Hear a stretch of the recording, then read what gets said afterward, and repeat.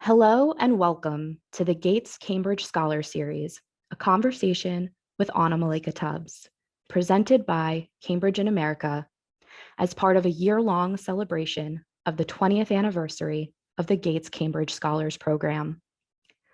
Cambridge in America provides philanthropy and engagement resources for more than 19,000 University of Cambridge alumni across North America.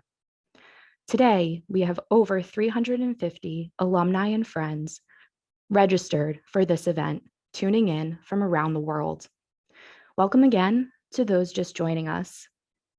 A few housekeeping notes before we begin. Your microphone and camera will be turned off throughout. This session will have a Q&A following the presentation. You are welcome to submit Q&A questions throughout the talk using the Q&A function at the bottom of the screen. Our speakers will attempt to address as many questions as possible, but time is limited. We thank you in advance for your understanding if your question is not answered. This event is being recorded and will be uploaded onto the Cambridge in America YouTube channel. Anna Malaika Tubbs is a PhD candidate in sociology at Cambridge, as well as an advocate, educator, Gates Cambridge Scholar, and author of The Three Mothers: How the Mothers of Martin Luther King Jr., Malcolm X, and James Baldwin Shaped a Nation. Anna grew up abroad in Dubai, Mexico, Sweden, Estonia, and Azerbaijan.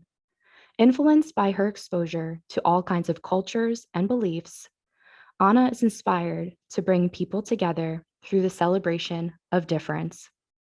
Motivated by her mother's work advocating for women's and children's rights around the world, Anna uses an intersectional lens to advocate for women of color and educate others. Dr. Mónica Moreno Figueroa is a Black mestiza Mexican woman, associate professor in sociology at Cambridge, and the University Race Equality Champion. She co-leads the Decolonized Sociology Group and runs the End Everyday Racism project that monitors racism in higher education. Her research focuses on racism, anti-racism in Mexico and Latin America. Mónica is an award-winning teacher, and amongst her various projects, she recently led a research project, Latin American Anti-Racism in Post-Racial Age in Brazil, Colombia, Ecuador, and Mexico. Since 2010, she co-leads the Collective for the Elimination of Racism in Mexico, dedicated to making racism public. Please join me in welcoming both of these esteemed speakers to the screen. Hello. Hi, Anna, how are you? Hi, Monica, I'm so great. I'm so happy to be here with you. How are you? Yeah, I'm good. I'm excited. This is a really exciting opportunity for us to connect again. And I have to say to everyone listening to us that I had the honor of supervising Anna's PhD. So we just like, I'm really pleased that we can, after all this work and all these years, sort of have an experience, a moment to kind of talk about your experience as a scholar, as a Gates scholar, but also as a PhD student in sociology, and very importantly, as a writer of this very timely and, so impressive book that you have produced, and it's like out there making lots of waves and opening up many conversations. And so I think we could start this chat asking you a little bit from like your journey into Cambridge, and maybe we can start going back you had when you were selected to, probably at that point be awarded the Gates Scholarship. Was there something you spoke or you remember about that interview that you feel had a large impact or an impact in your acceptance into the program and into Cambridge? That's such a great question. So I had done my master's, my MPhil at Cambridge before I started my PhD. I was not a Gates Cambridge Scholar for my master's, but I knew I wanted to come back and really wanted to be a part of the Gates community, not only for, of course, the financial support, but for the community of support that I saw Gates scholars enjoying and experiencing. And I am so grateful that the opportunity was given to me. And in my interview, it's funny because I had no idea when I was interviewing that I was going to be writing about Alberta King, Baldwin, and Louise Little. But one of the things that stood out to me the most about the scholarship was this encouragement of being somebody who cared deeply about your studies, but also about how you were going to translate that academic excellence to do something for the world. We don't often see that in a lot of conversations around the academy. In a lot of other applications, for PhD programs, especially in the United States, you have to focus so much more on saying, I'm dedicated to a life of the mind. And so even if you do want to become a public intellectual, you kind of have to keep that to yourself until later. But with Gates, it was completely different. It was, what do you plan to do with what you're studying for people beyond the academy as well as within the academy? And that's always aligned really beautifully with my vision for what I want to do with my studies. I always say I'm an academic who doesn't love academia all the time. I don't like that it's exclusive. I don't like that we often feel like we have to write in a very performative way in order to fit whatever the standard is. I actually think that it should be inclusive. Our work should be understandable. It should be accessible. And so in my opinion, that's really one of the roles of researchers, is bringing more people together rather than excluding people. So I love that aspect of what the program stands for. And that was something I spoke a lot about in my interview. And I think it was a perfect pair, but I didn't know yet that I was going to write about these three women. All I knew was I was going to address the erasure of Black women's stories, which left this very open landscape. So I was grateful that they still believed in me, despite the fact that I was still quite broad in my idea, but that we agreed with the notion of, what do you do with academic excellence in terms of advancing something forward in the world? Excellent. And you talk about being a public intellectual. Is that something that you feel you set out to do then when you applied for the program? Absolutely. And it's something that I've wanted for so many years, actually. In undergrad, even, I knew that I wanted a PhD, but not because I necessarily immediately wanted to become a professor, but more so because I wanted to do really intense study so that I could understand something deeply and help other people understand something deeply. And especially when it comes to race and gender theory, and we're talking about violence against women and violence against Black communities around the world, this isn't something that I felt I could keep in the academy, or that I could write about and only speak to, my committee about. But instead, I needed to make sure I was connecting to people all the time. And so I focused so much on opinion pieces and getting those published.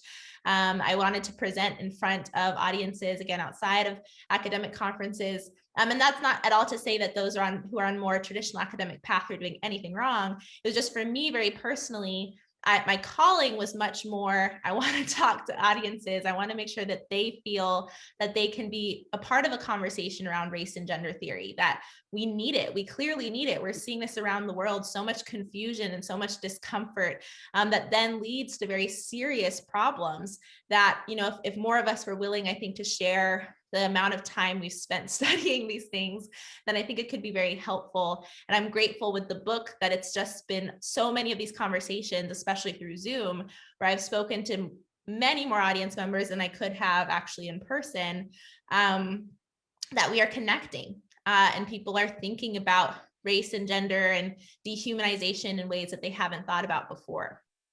And I mean, now that you mention about writing and communicating clearly, I think that is a very important strength of your work, but overall a very important political stance. I mean, like, writing clearly in accessible ways, it's it's political, and it is inclusive, and it is opening up a possibility for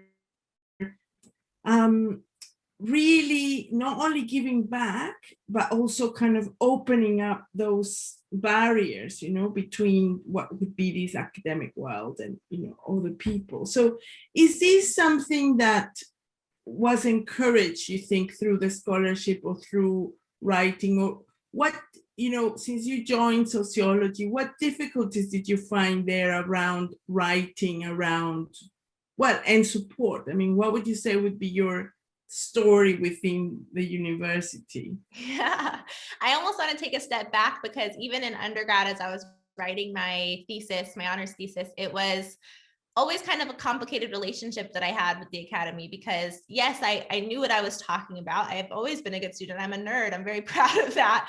However, I wanted my work to be understandable. And I was even told multiple times, this is too readable. You need to add more of this. You need to add more of this. And I said, to me, that's a compliment. And I'm not going to change my work just to fit this performance of what people think is required of me. Similarly, with the political statement, I'm not going to add Weber and Marx and Durkheim just because we all think we have to do that. I'm speaking about Black women's stories. I'm going to be in conversation with Black female scholars who are within as well as outside of the academy. So I was extremely grateful with Cambridge and with Gates and with you and with Arafi, another supervisor who I started with at Cambridge, who supported me in that. And that's a big, big, big thing for you all to do, because I'm gonna have to go and present to your colleagues later. And you're standing beside me saying, this work is worthy of attention. The way in which she's writing this is important for us, and it actually can open doors within the academy. So I've been really privileged that I had so much support behind me that I could get it done in a creative way. And that, the book and the dissertation terms, the book and the thesis they're very different documents, as we know. The thesis does have much more theory. There's not as much emotion involved as I have in the trade book, but even being able to write creatively throughout this process. And it was one of the primary reasons I wanted to work with you. You supported me in that from the very beginning. And I thank you for that, because the book even would not have been as possible had you not been by my side saying, I love the way you write. I never had to argue with you about whether or not I could write something that was fun to read and that was enjoyable to. Always not only supported me in that, but you enjoyed it. And I was always looking forward to hearing what you thought about the ways in which I was developing, learning about Alberta, Bertus, and Louise. So I had a lot of support. I can't say that for anybody who's listening who wants to write in a creative way that you will have that support. There's a lot more work for us to do, I think, in transitioning the culture of the academy to be more inclusive, or to support scholars who don't necessarily want to be published by an academic press, but want to go out with a trade book, etc. There's just so many different paths in the academy, and I think we just need to be more supportive of those. And you were a perfect example of somebody who did that for me. Thank you, Anna, for that. But tell us more, maybe the audience will be interested to kind of know the detail about what is to write creatively, what you're saying, in an academic context. I mean, how did you build that? And what does it look like to write creatively? Yeah, I think it looks so different, and there's so many different ways in which somebody could write creatively. I, for this book, wanted it to read like a story. I do fiction as well as nonfiction writing. I've been working on a novel for the past 5 years that hopefully I'll pitch this year. But my mind is much more, I'm always thinking about somebody to read in enjoyable, not only like they'll be happy the whole time, but enjoyable in the sense that they're wanting to connect with the people that I'm speaking about. And it's not just, okay, I'm learning this data and all of these facts, but instead there's a story that's developing for me, and I want to keep going back to reading this. I wanted it to stand out amongst other theses where, there is so much jargon that we feel like we have to put in there. And even for me personally, I don't enjoy reading that kind of work. So part of it is also kind of a selfish thing. I don't want to write that work, and I don't think there's many people who want to read it. So yeah, it's just a development of the story, and even in my thesis, we really to know the women, and their stories are intertwined with each other. And I go back and forth between talking about them as well as historic context, as well as even adding a little bit of my own interpretation in ways where I say, this is something I imagine for the three women, and even being able to use that kind of language that isn't always necessarily, this is based on fact, but I'm situating myself is the testimony, I'm also mentioning my own personal narrative in it as well. So having the ability to weave that all in was a very political statement, and something that isn't always encouraged. Yeah. But I was lucky that I was encouraged. Yeah, and it's difficult because somehow there is sometimes a pretense that there is this objective lens, an objective position, an objective, writing. But what you actually made is make it really bare that what you did is actually what everybody does. It's just some people hide it. We all put ourselves there. We choose, we select, we put our subjectivity within it. So that is a great testimony. And I did enjoy reading. I have to say, sometimes I was like, please warn me that this is going to be really shocking. I was like, and you emotional. need to warn me that this is going to break my heart sometimes, but it was it is an emotional text, and it was a very emotional experience developing. And I wanted to ask you a bit, because people might be interested, what I'm interested in that at the beginning, you wanted to do this archival work, basically based on what information is around in multiple libraries and things. And I remember having this conversation and saying, Anna, you need to go and talk to people. You need to get out and talk to people. And it was like, should know, maybe your experience of reaching out to get a fuller version of these women. I mean, I went back and forth with it because originally, I thought I can interview loved ones of these family members. And I was a little bit naive in thinking, okay, they'll want to talk to me about this. But the more I learned and really became aware of how difficult it was going to be to reach out to these family members of, Alberta, Burtis, and Louise, of course, Martin Luther King Jr., James Baldwin, Malcolm X, they are inundated with inquiries. And even in my first attempts to get a hold of them, it was so difficult to get any response, even if it was a no, even if they were declining an interview. And so then I quickly thought, okay, let me shift. Let me think about data that is out there that's not readily available, because before this document, before this book, before this thesis, there wasn't anything really online. If you tried to Google one of these women, there wasn't a place where you could go to where you could find out really truly about their lives. It was these small little bits that were footnotes, or they were taken out of context, or just kind of these women. So even uncovering what I could from the archives was incredibly difficult, or finding scholars who were experts in the men and just so happened to have a folder on the mothers that no one had asked for before. All of that was very challenging, but in doing that for the first couple of months, and then really starting to have a better understanding of who these women were, and then on top of that, having your encouragement to try again with the interviews because of how important that would be in understanding the essence of these women. And also your encouragement in telling me, okay, they might not do a full hour and a half long interview. They might not talk to you multiple times, but just see what you can do, even if you get to talk to them for a few minutes, gave me that courage I needed to reach out to them again, tell them what I've discovered thus far, give them the option of being in conversation with me, but also just knowing that I was doing the work. I didn't want something to come out later. I knew all along I wanted to try to get this to be a book. I knew that was going to be my ultimate goal. And I didn't want them to later find out that it was a book and no one had told them that anyone was writing about this very important person in their life. So I started by saying, okay, at least my goal is that they'll know. Please just know that I'm doing. Want to talk to me, and some didn't. So for Alberta King, I actually didn't get to interview anybody, but Bernice King was at least willing to connect me with the archival team at the King Institute. And with Burtis, I was able to speak to several of her daughters, but only briefly. They all only wanted to talk for maybe 5 or 10 minutes. And then one of her grandchildren was willing to speak with me in person, which was so beautiful. And now we're still very close to each other, and he checks in with me all the time on the book and everything else. And then with Louise Little, I was only able to speak to one of her grandchildren, but who knew her very well, better than actually Malcolm was able to get to know her because of the circumstances that led to their separation from each other. And even those few conversations were that I was able to really kind of fill in some of the gaps at least, and have a better understanding of their essence and who they were and what they stood for.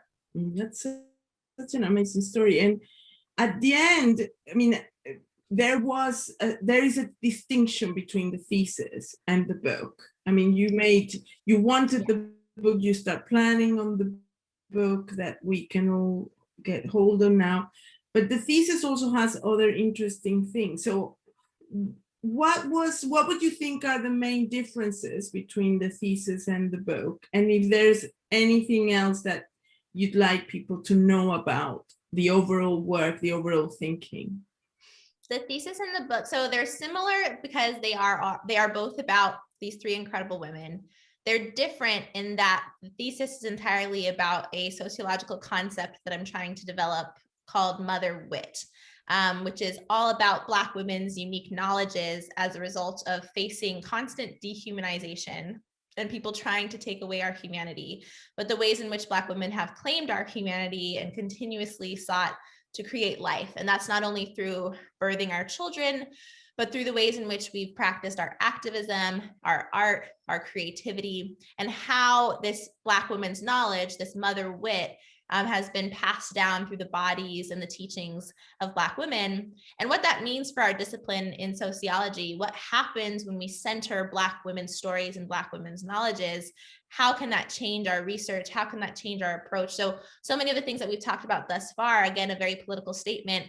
What's happening in sociology if our main person that we're centering is a cisgender white male? What can change if we start to think of putting this Black woman's knowledge in the middle, or even thinking about what are voices that we're not including? Like I said earlier, if we keep going back to the same, hope this is okay to say, old white men that we keep quoting, how are we going to continue to be relevant as researchers, and how are we going to speak to people beyond the main members of the academy? So all of that is in the thesis. It's not as much in the book, but I will say that reading that I had to do in maternal theory and in developing my understanding of the differences between even white feminist maternal theory and Black feminist maternal theory around the liberatory power of motherhood, rather than motherhood being a reproduction of the patriarchy, all of that has definitely informed the way in which I don't directly talk about it in the book. In all of my conversations around the book, I have this profound knowledge around the way motherhood operates in society and how different scholars have spoken about it. And so it's definitely allowed more, I would say, rich conversations, even in the book. Well, and surely was part of how you were, what was framing your mind when you were writing, all of this thinking about how to dignify women's experiences of motherhood through these particular women, but speaking to all women, which is amazing. And you've done a great job. I mean, are there, in addition to this, you talk a little bit about how your own personal experiences are also influencing or are part of this writing.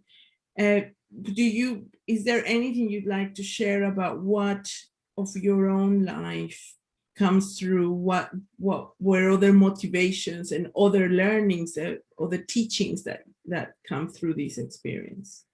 Couple different things. One, my mom being such an incredible influence in my life, and her always advocating for women and children in all the places that we lived in the US as well as abroad, and constantly reminding us that the way women and mothers were treated in a society was an indicator on everything else and how well that society would do. She could relate everything back to motherhood and how moms were treated. And she had my sister and I in the US. She always talked about this comparison and how supported she was in Sweden, whether that was with parental leave or job security, that she could go back and have time after she had time with her children. And then after that there was going to be affordable quality childcare in place, universal childcare. And in comparison to the US, that wasn't available. And in her opinion, and I agree with it completely, if we don't have those protections and supports in place for mothers, then it will lead to other issues in our economy and in our society. We saw this with the pandemic in the United States, that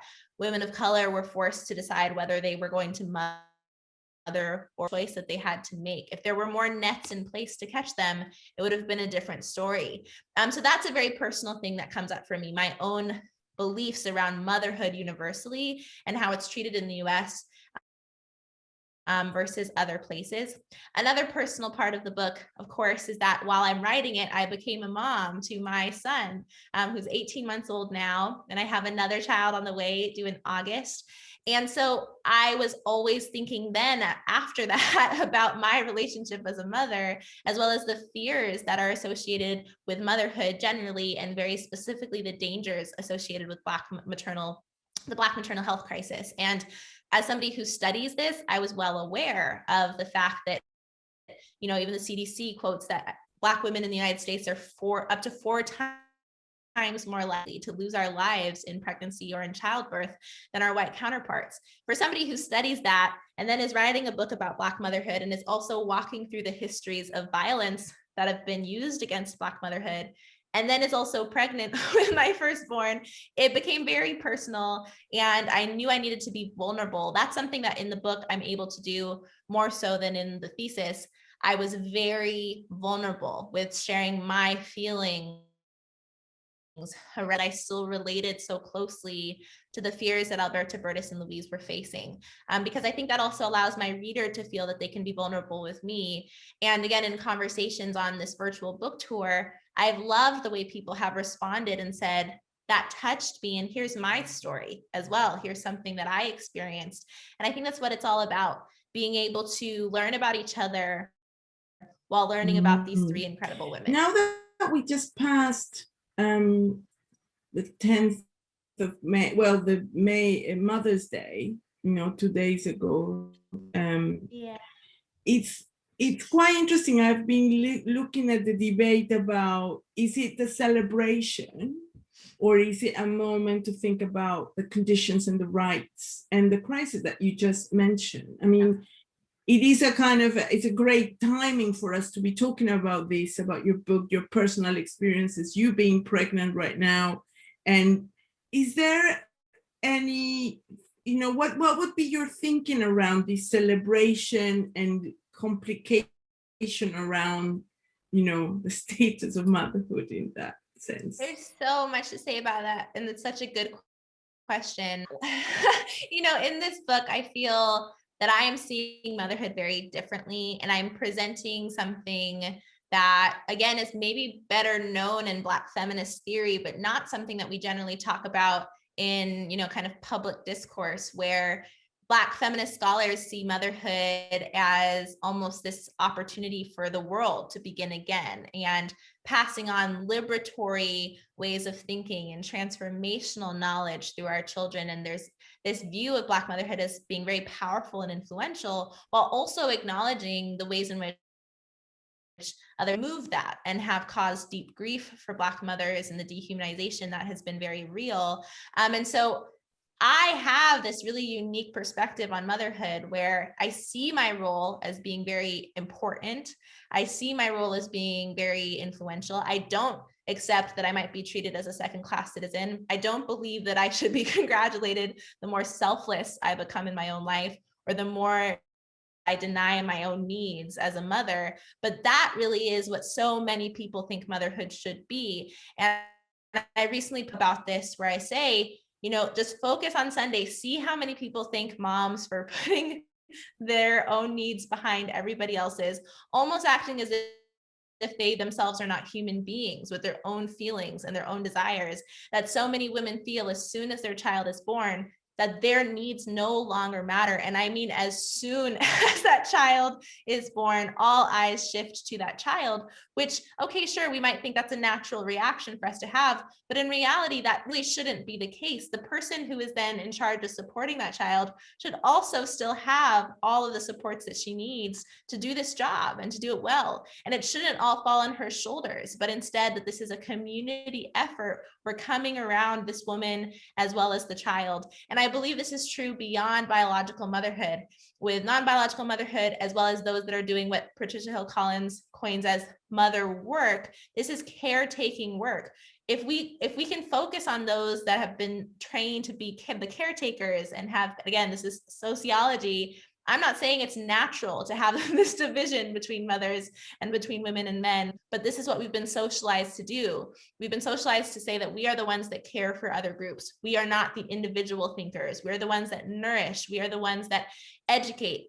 A lot of our essential workers, I see them as doing mothering work. But again, we saw in the pandemic, they are not respected. Those that are associated with this kind of feminine caretaking work are not being paid enough for the labor that they're performing on behalf of all of us. They're taken for granted, and they are critical to our survival and our well-being. So the more we can focus on kind of shifting that and thinking about the mother role as powerful, necessary, absolutely necessary, then the more policy can start to shift. And so I think it's a combination of that celebration of motherhood, but in a new notion of always put yourself behind everybody else. But instead, let's acknowledge how important this person is in order for us to do anything else, like I think, into policy change. So before we move into the questions that are coming in from the audience, and following what you just said, would there be some top, just, I know it's a bit unfair to ask you to choose, but like top tips and ideas that you can say that we learned from these three women that are the center of your book, that you say, okay, these are key things that you could communicate to us? Oh, you're right. There are so many. But I will say one of the things that I think comes up quite a lot is that the three of them, with the kind of, I don't want to say balance, because I kind of hate that word balance, that we're always trying to achieve some balance that's kind of impossible, but how they were able to educate their children to be aware about what was happening in the world, to be aware of Jim Crow, to be aware that there were people beyond their home that were not going to treat them with the dignity and the respect that they deserved to be treated with, but to also teach their children that they were not going to be limited or defined by that, that they, you know, as a community, as Melissa Harris Perry says it, that we were not conquered victims, but our agency was there, that our power is still there. And that ability to teach your children both of those very important lessons is crucial in our understanding of how we are aware of what's happening, but we're also going to continue to change systems around us. And these three mothers, before they become moms, are already doing system changing work, and they carry that identity with them through their motherhood. It's so clear how Malcolm X, MLK Jr., James Baldwin connect to these three women long before they're thinking of having children themselves. Everything that they're developing in terms of their passions and their talents and their approach to this larger freedom fight become relevant later in what their sons make famous around the world. So that's one thing that I think is important as parents, is this awareness that our children need to have, that we can't allow them to be ignorant. And we also can't hide them, especially that's such a privilege if you're able to not go through an entire life not speaking about the attacks that might be waged against your children. As Black mothers, it's not a choice that we have. We have to tell them what's happening, but to also make sure that their minds are not confined by that they believe still in something possible that's different, that might not always be readily available, but that there is something that we can work towards. That's the biggest one I think that we can take from them. Actually, I think it answers the first question that we had, which is from Liam, and asking what other commonalities you found among the mothers in raising individuals so dedicated to justice. Would there be anything to add for that question, or you think that definitely, I think, encapsulates it? They were all very different from each other. So in this book, me to highlight the differences and the nuances of these three women, because so often Black women are reduced into these boxes and in these categories, and as if we are all this like monolithic group, and that's just not the case. A huge part of our strength is that we're so incredibly different from one another, and I wanted to showcase those differences very prominently between Alberta, Bertus, and Louise. And so even in my answer before, all three of them do have this awareness, as well as do not be defined by it, but they do it in completely different ways. You know, Alberta King is this religious leader. She believes that faith cannot be faith without social justice intertwined with it, that if you are a religious leader, you have to fight for the oppressed, that if you have privileges like your education, that you use that to advance a cause forward. So she and her parents are always participating in marches and in boycotts, and they're some of the first members of the NAACP. So the only real difference between what she does and what her son does later is that he calls it nonviolence. But otherwise, it's the exact same tactics that she's been perfecting for years. And then when we think about Bertis Baldwin, she is a writer. She believes that through her writing and through her craft, she can help people around her to move through the darkness, through, the pain, to find light, to find healing. Again, it may not become more obvious than this with James Baldwin becoming this famous writer, and he calls himself a witness to the power of light. It wasn't just a beautiful thing for him to say, he was directly quoting his mother and the tactics that she taught him. And then with Louise Little, again, very, very obvious connections. She is an activist, and she is a radical activist. If you're somebody who loves these kinds of stories, like Assata Shakur type people, that is Louise Little through and through. She believes that you stand up for Black independence and Black pride by any means necessary, that she would rather die than live, bowing down to her oppressor. And so she's a Marcus Garvey activist. Some even rumor that she was one of Marcus Garvey's closest confidants and that she helped to hide him when he was running from the FBI, and she put her name in writing for the Negro World newspaper. She was, probably afraid, but doesn't allow that fear to define her or confine her. And this is what we love Malcolm X for, the way in which his bravery and his courage allowed many of us to say, you're right, I don't need to accept any of these circumstances. So yes, they're similar in the sense of awareness, and you fight back and you profess your agency, but clearly in three very different ways. Yeah, they're amazing. They're amazing. Another question is from Marshall saying, how and why did you choose these particular women to write about? And I think you have said many of the things, but is there something particular that you want to add?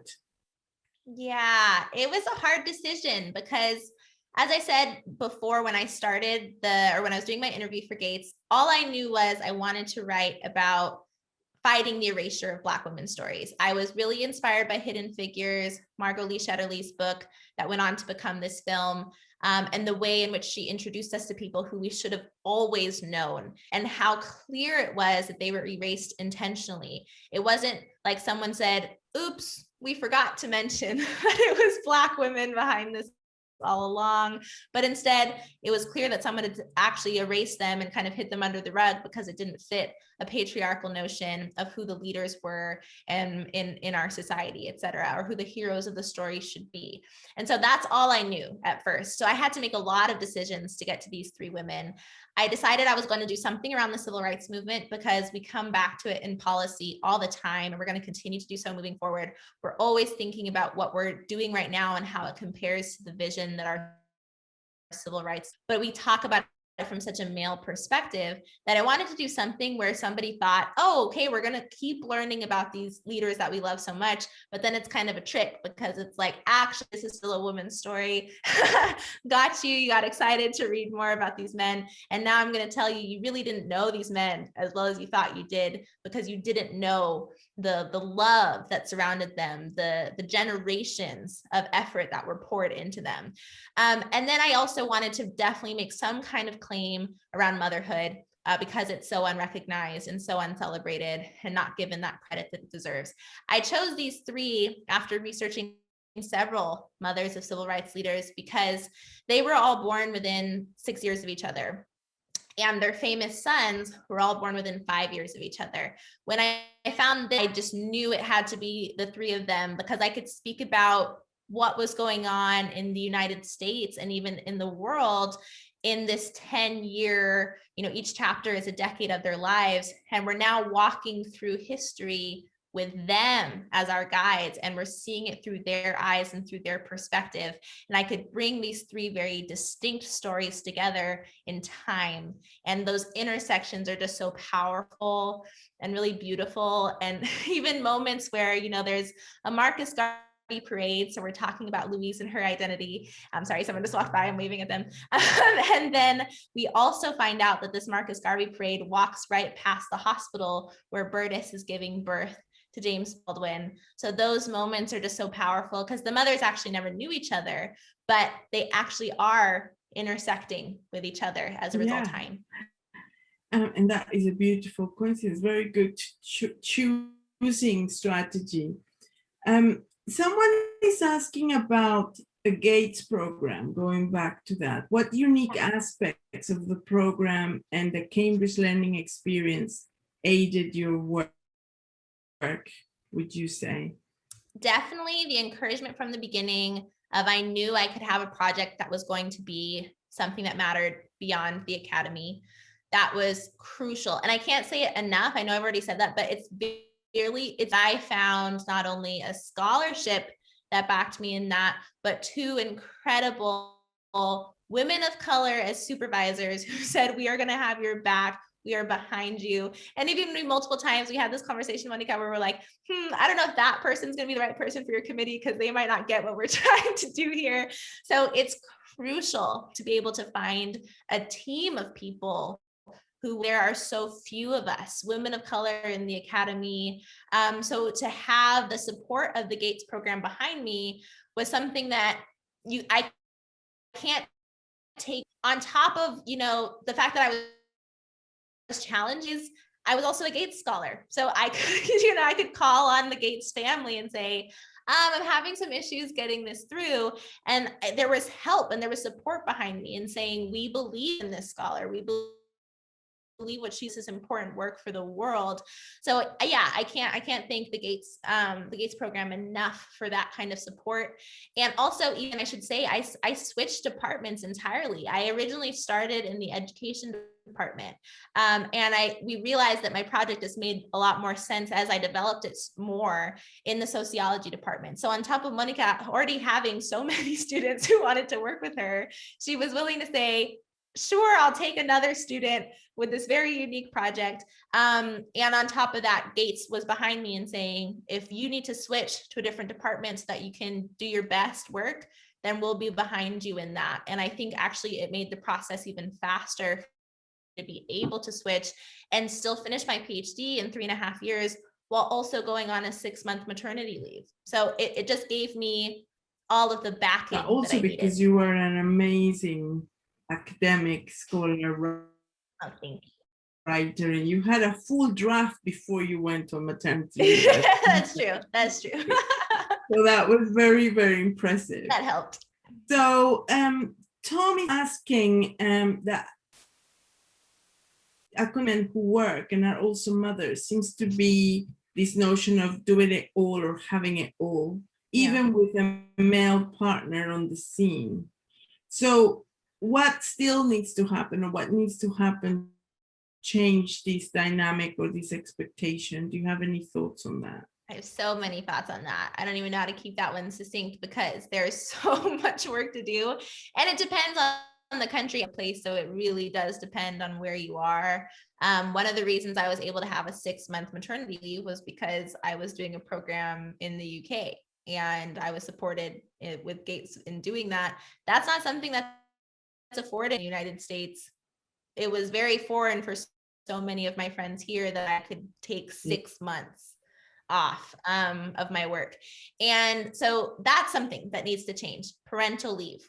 We need to have time to be with our children, and that is in all kinds of relationships. That's not only heteronormative relationships, that's in partnerships, that's in single motherhood, that's in, if we have children, we need time. We need time to bond with them and this new role in our life without feeling like everything is going to crumble if I take too much time off. So that was an incredible privilege that I had that I want more people to be able to have access to. On top of it, I'd sold the book as well. So I had funding and I could do nothing for several months and I still had money coming to me. So again, if we have that kind of job security, that would be an incredible difference difference for many parents. And then, so this is a model that I would talk about within Sweden, for instance, because my mother spoke about it so often. You have the time off that you need parents. And then after that, when your child is of the age they can go to a preschool or can go to a daycare, there's affordable childcare in place.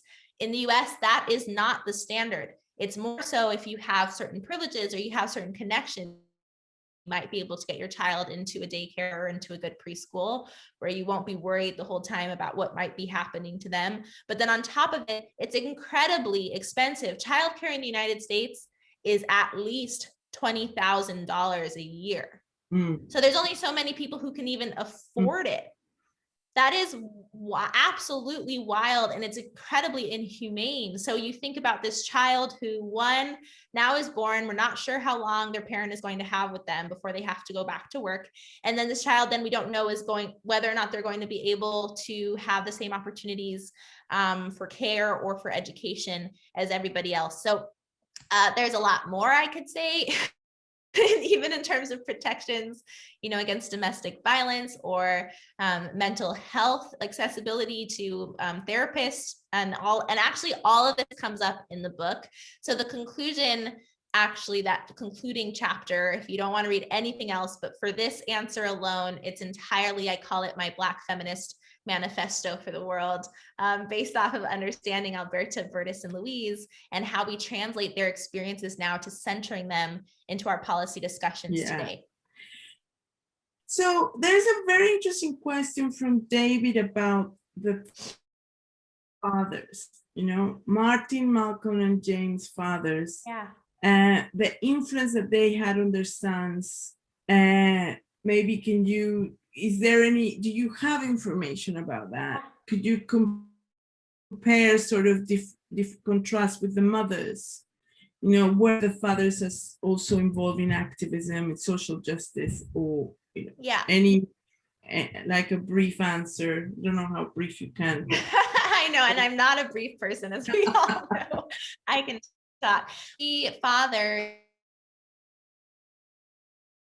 app stories. And I have a whole chapter where I talk about them. It's the Men and Marriages chapter, because they were very influential in their son's life. So I should say I'm not the kind of person who is, in order to highlight the women, we have to erase the men, or we have to stop talking about the sons.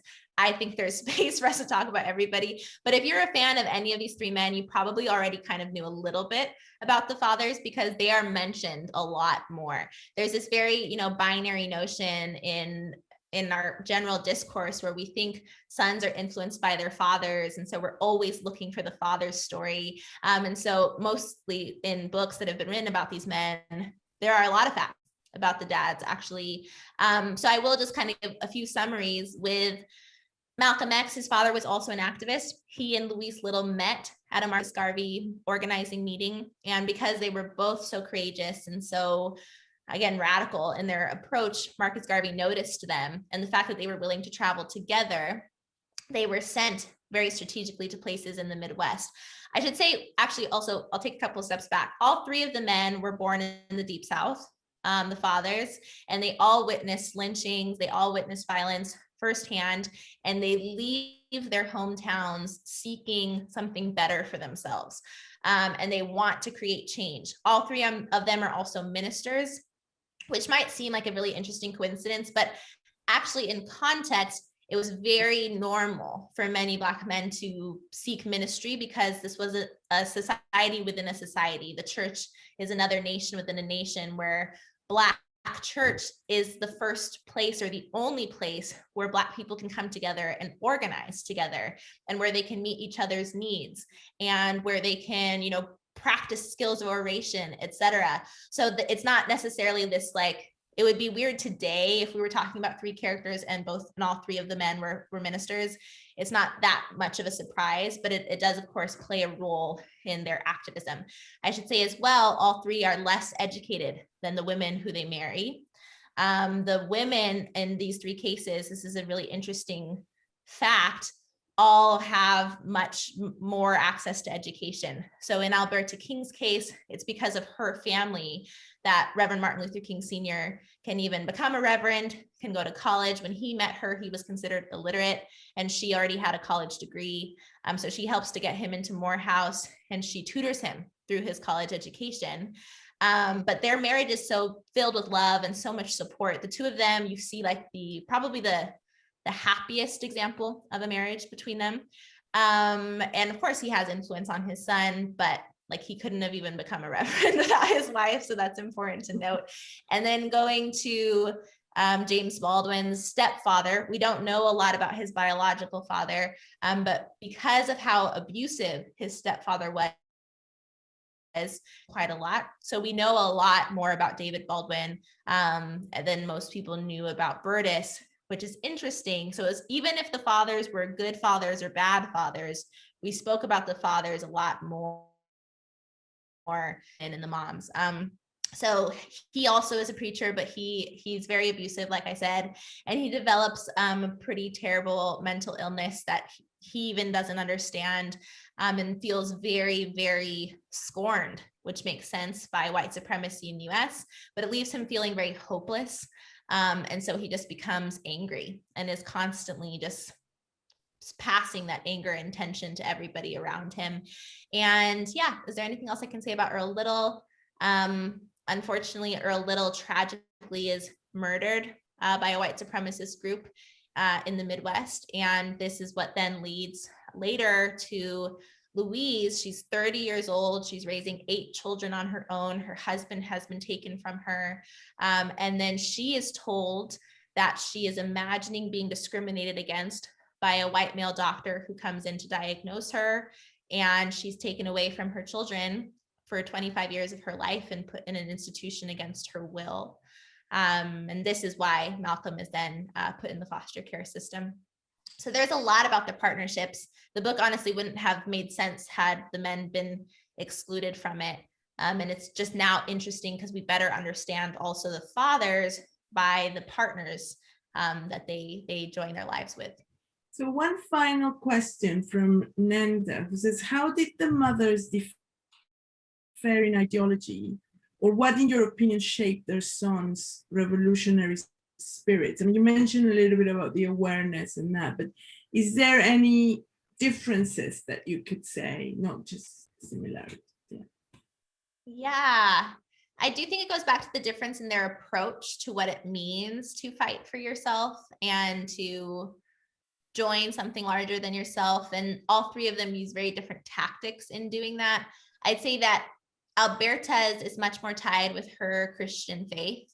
So it's entirely about, bringing God's vision to this earth and making that a reality for, equality for all. And this is why you fight for the oppressed. And it's not the natural order of things for Jim Crow to exist. So her conversations are entirely intertwined with her faith, her Christian faith. With Louise Little, her conversation really stems back to how she was raised by her grandparents and her mother. And her grandparents were at one point enslaved and then were able to gain their freedom. And as a result of this, they care so deeply and intensely about self-sufficiency and not assimilating to your white oppressor. So this is why Louise grows up with this mentality of, no matter the cost, you stand up for yourself. So even Malcolm X's autobiography starts with her, she's pregnant with him, and she's having a literal face-off with a white mob of these white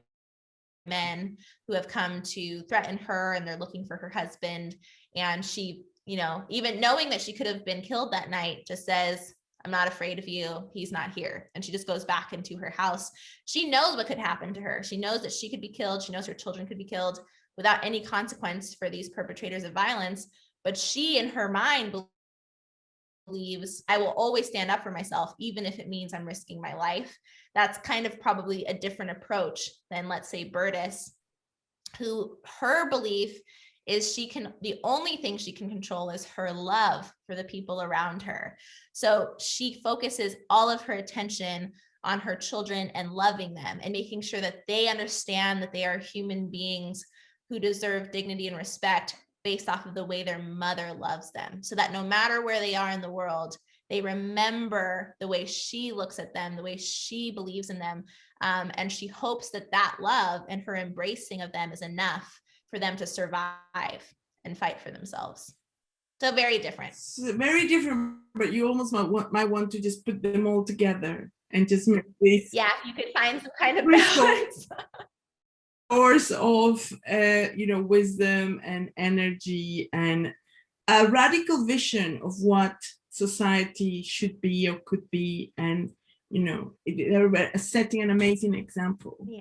We need to wrap up, and I just want to say it's been a pleasure to have this conversation with you, Anna, and get to hear more about your work, your book, your reflections, your experience at Cambridge with Gates. And I just want to publicly say it was an honor to work with you. You've been like the most amazing student, keeping me, keeping me working well, keeping me on time, making me, show up for you. And I'm very happy I've done this with you, and that you have been, you've gone out into the world to shine and shine more. So I really wish you well.